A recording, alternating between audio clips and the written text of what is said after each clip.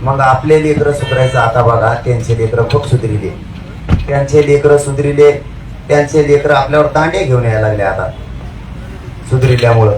ते म्हणते आम्हाला गावात येऊ द्या, बोर्ड काय लावला, तो बापाचं गाव आहे का काय?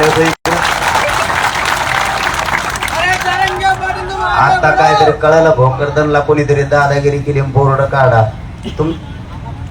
हा हो, एक ध्यानात ठेवा, आता गाठ आमच्या संघ तो हे बी बोर्ड येत. हा आता जर यांनी कोणावर महाराष्ट्रात असं केलं, सुरुवात आपण केली का तिने, आणि मग आता नुसतं बोर्डच फाडून दाखव मला, महाराष्ट्राला कुठला फाड्यावा, आता कुठलाही फाडून दाखव. आमच्या लेकराला आम्ही आरक्षण मागतो, तुम्ही आमचे बोर्ड फाडायला लागले, आणि आमच्या बापजाद्याने तुमचे बोर्ड चिटकिले तर गोड लागत होतं तुम्हाला. आमच्या बापजाद्याने तुमचे बोर्ड चिटकिले, तुमचे पॉम्पलेट चिटकिले, तुमचं पोरग आलं त्याला हाकता बी आहे ना, तरी म्हणले साहेबाचं पोरग आलं, आम्ही उचलून धरलं. आणि तेच साहेबाचं पोरग म्हणतोय मला गावात यायचं, बोर्ड काढा, काढ भरतो. आता इथून पुढे कसा बोर्ड काढतो ते, गाव मराठ्यांचं आहे, तुम्हाला पाय पडून सांगतो, गाव मराठ्यांचं आहे, प्रश्न मराठ्यांच्या पोराचा आहे. अजिबात बोर्डाला हात लावू द्यायचा नाही कोणाला. तुला यायचं ये म्हणा, तुला यायचं का, तुला यायचं का म्हणा गावात, आरक्षण घेऊन ये, तो मिरवणूक काढतो. आम्ही आपण बंदी उठवलेली, खरं सांगतो मी तुम्हाला, 24 तारखेपर्यंत बंदी उठवलेली. तुला यायचं ती गावात, पण आमचा बोर्ड फाडून नाही यायचं. मग आता पुढचं काय सांगू का सांगू, त्यांनी आपलं मस्त कवापासून खवळलं. अरे आमच्या लेकरांच्या हक्कासाठी आम्ही बोर्ड लावलाय, याच्यासाठी तुम्हाला फाशीची शिक्षा नाही दिली, आमच्या लेकरांना आरक्षण मिळावं म्हणून आम्ही बोर्ड लावलाय. तो हे पोरं आम्ही सुधरले, तुला आमदार मंत्री खासदार आम्ही केलं, तुला बंगले झाले, गाड्या झाल्या, आमचे लेकरं पोरं पोरी शिकवत मोठे व्हावात म्हणून आम्ही आरक्षण मागायला लागलो, तर तो गावात यायसाठी बोर्ड फाडायला लागला आमचे, आणि मराठे फाडायला लागल्यावर चेडी बी नाही राहायची तुला. आम्हाला आणखीन त्या भानगडीत पडायचं नाही. मी चितेगाव मधून मीडियाच्या बांधवाच्या माध्यमातून सरकारला जाहीरपणानं सांगतो, जो भोकरदनला प्रकार झालाय त्यांच्यावर कठोर कारवाई करून त्यांना अटक करा, आणि इथून पुढे जर बोर्ड फाडा तर जबाबदार तुम्ही मराठ्याने, आम्ही महाराष्ट्रातले मराठे पुरे तुमच्या मागे लागणार, ते जाहीर सांगतो. आम्ही बॅनर लावलो बस स्टँड वरती, बॅनर फाडून टाकलं, त्याची आशाताई पाटे गावात यार उद्या म्हणून त्याने बॅनर फाडलं. गाव पोरेज बंदचा आमचं एक गाव एक विचार होता आमचा, आम्ही 4-5 पोरं मिळत होतो, ते पोरं डोक्याला लागेले साहेब, त्याला मारलं पहिलं, आम्ही त्याला फोन लावला दादा साहेबाला, दादा साहेबाला फोन लावलाय, त्याला मारल्यानंतर मला पुढे मारलं याडा साहेब, पुढे मारलं याडा, म्हणजे मी आम्ही मराठा नाही का साहेब, आम्ही मराठी झाली करलो, त्याच्या बाबा चांगलं ओढवलं लागले साहेब, काय करा आम्ही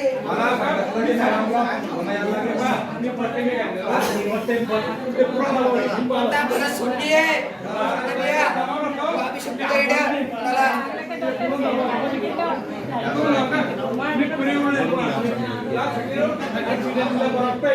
तर मंडळी, हे होते मनोज जरांगे पाटील. ते म्हणाले की आता याला थेट पंढरपूरचा झेंडा उचलायला लावणार.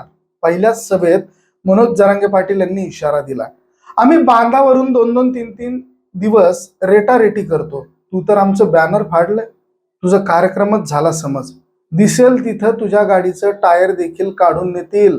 मनोज जरांगे पाटील मागील काही दिवसांपासून रुग्णालयात उपचार घेत होते, आणि रुग्णालयातून डिस्चार्ज मिळाल्यानंतर, रुग्णालयातून सुट्टी मिळाल्यानंतर मनोज जरांगे पाटील पुन्हा एकदा आंतरवाली सराटीकडे रवाना झाले. मात्र याच वेळी त्यांचे ठिकठिकाणी स्वागत करण्यात आलं. तर डिस्चार्ज मिळाल्यानंतर आपल्या पहिल्याच सभेमध्ये त्यांनी जालना येथील एका राजकीय नेत्यावर हल्लाबोल केला. जालन्यातील भोकरदन तालुक्यातील बोरगाव जहागीर या गावात एका राजकीय नेत्याच्या कार्यकर्त्यांनी गावबंदीचे पोस्टर फाडून मराठा तरुणांना मारहाण केल्याचा आरोप जरांगे यांनी केलेला आहे. त्यामुळे या नेत्याला आता थेट पंढरपूरचा झेंडा उचलायला लावणार असल्याचा खोचक टोला मनोज जरांगे पाटील यांनी लावलेला आहे. दरम्यान यावेळी बोलताना मनोज जरांगे पाटील म्हणाले की आपल्या लेकरांच्या भविष्याचे बोर्ड आता फाडण्यात येत आहेत, पण त्याला माहितीच नाही की मराठे किती येडपट आहेत. आता जर पोस्टर फाडलं तर आम्ही तुमचे कपडे फाडणार, तुला सुट्टी नाही. आता भाऊ यानंतर तू बोर्ड फाडू नको, मग तो भोकरदनचा कोणी का असू नयेत. भोकरदनच्या आपल्या एका भावाला मारहाण झाली. आम्ही जर एकदा मागं लागलो ना तर तो मंत्री असो की आमदार असो, की माजी आमदार असो की खासदार असो किंवा कोणीही असो किंवा कोणत्याही पक्षाचा असो, आमच्या लेकराच्या भविष्याचा पोस्टर फाडल्यास राज्यात एकाही मराठ्याने त्याचा कार्यकर्ता राहायचा नाही, असं मनोज जरांगे पाटील म्हणाले. तर त्याला पंढरपूरचा झेंडा उचलल्याशिवाय दुसरं कामच ठेवणार नाही. पुढे बोलताना जरांगे पाटील म्हणाले की आम्ही मतदान मागत नाही, आम्ही आमच्या लेकरांच्या शिक्षणासाठी आणि नोकऱ्यांसाठी आरक्षण मागतो आहोत. आणि ते देण्यासाठी तुम्ही जर बॅनर फाडत असाल तर तुमच्यापेक्षा जास्त हाणामारी आम्हाला कळते.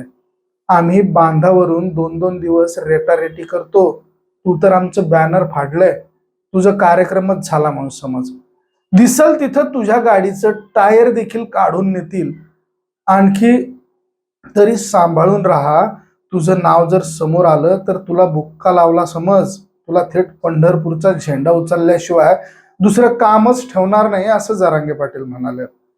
संध्याकाळपर्यंत त्या नेत्याचं नाव घेणार. आम्ही आमच्या आयुष्यासाठी आरक्षण मागत आहोत. जर याला तुम्ही विरोध करत असाल तर याचा अर्थ असा होतोय की तुम्हाला आमचे लेकरं मोठे होऊ द्यायचे नाहीयेत, मग तुम्हाला आम्ही देखील मोठे होऊ देणार नाही. तुझ्या अंगावर मराठे आयुष्यभर गुलाल पडू देणार नाही. आपल्या लेकरांच्या आयुष्याचा प्रश्न आहे. भोकरदनमध्ये मराठा समाजाच्या तरुणांना कुणाच्या तरी कार्यकर्त्यांनी मारलंय. कोणी बॅनर फाडायला लावलं, त्याचं नाव पुढे येऊ द्या, तो वाळीतच पडला म्हणून समजा. मी संध्याकाळपर्यंत त्या नेत्याचं नाव घेणार असल्याचं जरांगे पाटील यांनी सांगितलंय. राजकीय नेत्यांसाठी गावबंदीचे बॅनर फाडले, समाजकंटकांची बॅनर लावणाऱ्यांना मारहाण झाली. पोलिसांमुळे वाद निवळला गेला, पण मराठा आरक्षण आंदोलनाचा केंद्रबिंदू आता जालना जिल्हा बनलेला आहे. मनोज जरांगे पाटील यांनी जालन्यातील अंतरवाली सराटी येथे उपोषण करून मराठा आरक्षणाचा विषय सरकारच्या प्राधान्यक्रमावर आणलेला आहे. मनोज जरांगे यांनी मराठा आरक्षण मिळेपर्यंत राजकीय नेत्यांना गावबंदी करण्याच्या सूचना केल्या होत्या. त्यांनी उपोषण मागे घेताना गावबंदी देखील मागे घ्या असं सांगितलं होतं, पण काही गावांमध्ये राजकीय नेत्यांना गावबंदी कायम होती. जालना जिल्ह्याच्या भोकरदन तालुक्यातील बोरगाव जहागीर येथील सकल मराठा समाज बांधवांनी आणि गावकऱ्यांनी जोपर्यंत मराठा समाजाला आरक्षण मिळत नाही तोपर्यंत सर्व पुढाऱ्यांना तसेच आमदार खासदारांना गावात प्रवेश बंदीचे बॅनर गावच्या मुख्य प्रवेशद्वारावर लावले होते. मात्र हे बॅनर समाजकंटकांनी फाडले आणि बॅनर लावणाऱ्यांना मारहाण केली. ही घटना CCTV मध्ये कैद झाली आहे. बघा ती घटना.